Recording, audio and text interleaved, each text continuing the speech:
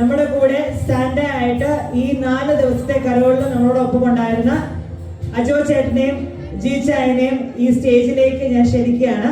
I also request our carol coordinators, Mr. James Joseph and Mr. Gino Rajan, to come onto the stage to honor our Santas of this year.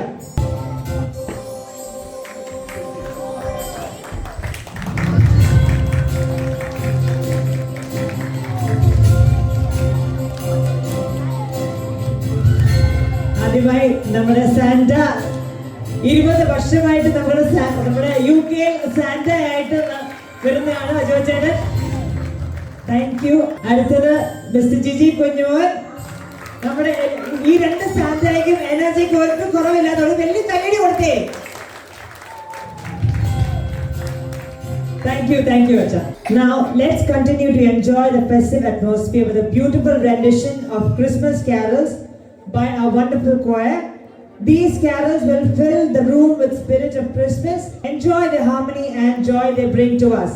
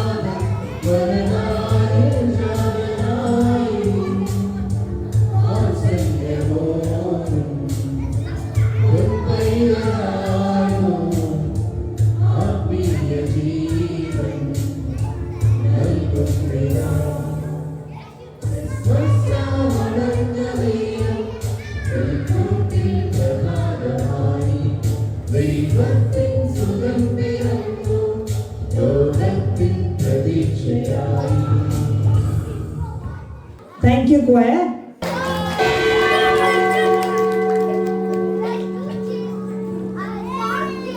For God so loved the world that he gave his only begotten Son, and those who believe in him shall not perish. John chapter 3, verse 16.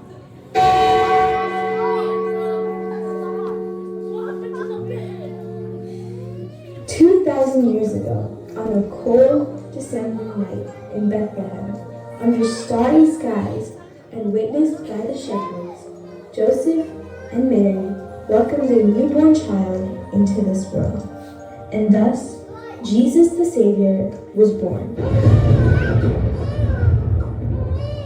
And we forever in remembrance celebrate Christmas. Born.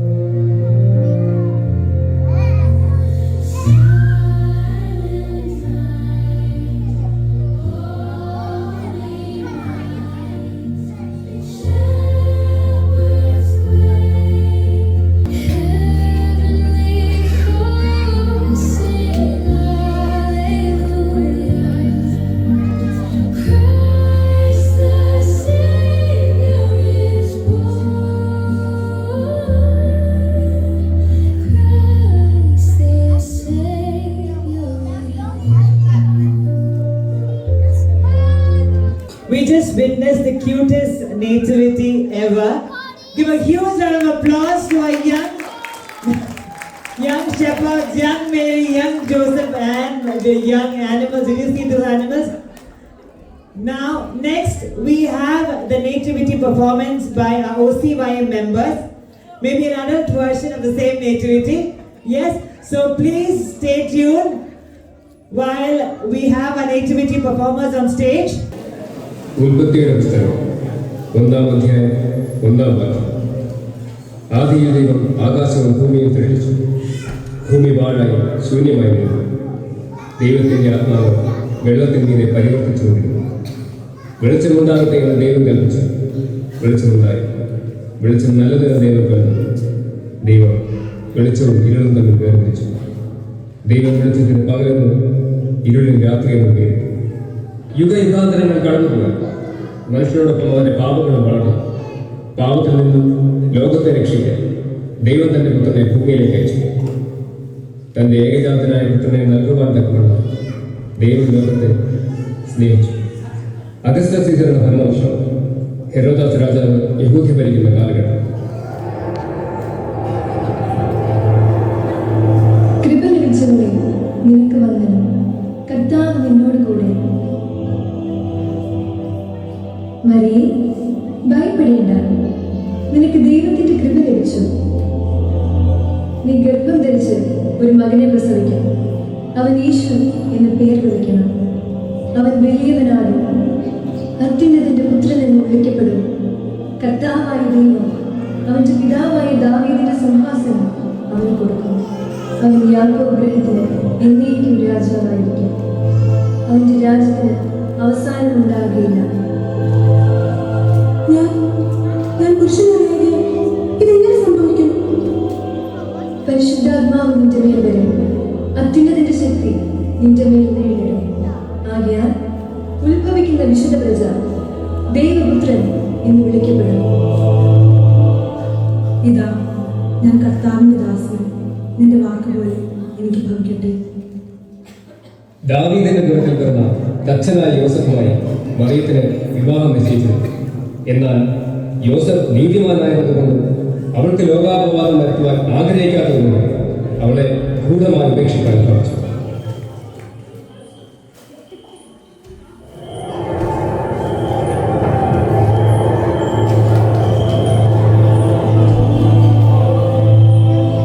ദാവീദിന്റെ മകനായ യോസഫേ, നിന്റെ ഭാര്യയായ മറിയെ ചേർത്തുകൊള്ളുവാൻ ശങ്കിക്കേണ്ട. അവളിൽ ഉത്പാദിതമായത് പരിശുദ്ധാത്മാവിനാകുന്നു. അവൾ ഒരു മകനെ പ്രസവിക്കും. അവൻ തന്റെ ജനത്തെ അവരുടെ പാപങ്ങളിൽ നിന്ന് രക്ഷിപ്പാനിരിക്കുന്നുണ്ട്. നീ അവൻ യേശു എന്ന് പേരിടണം.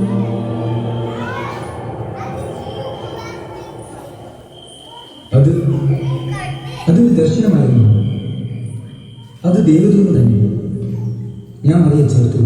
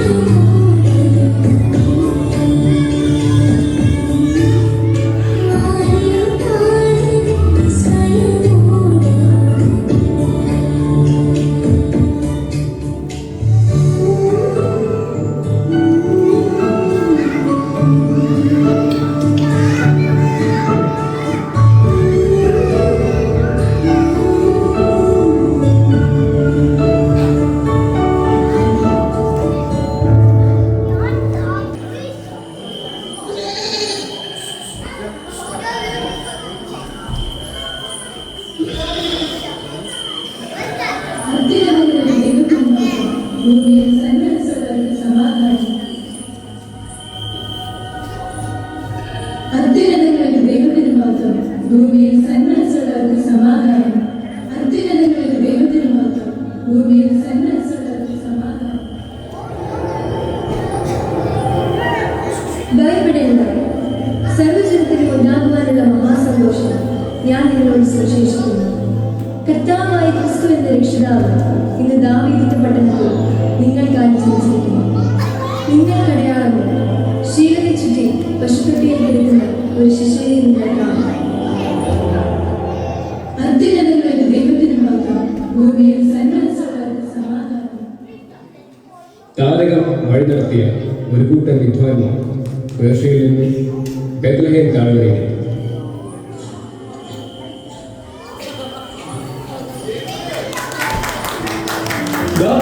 അവിടെ ആ നക്ഷത്രം കിഴക്ക് ദിശയിലേക്കാണ് സഞ്ചരിക്കുന്നത്. വരൂ, നമുക്ക് വേഗം യാത്രയാകാം.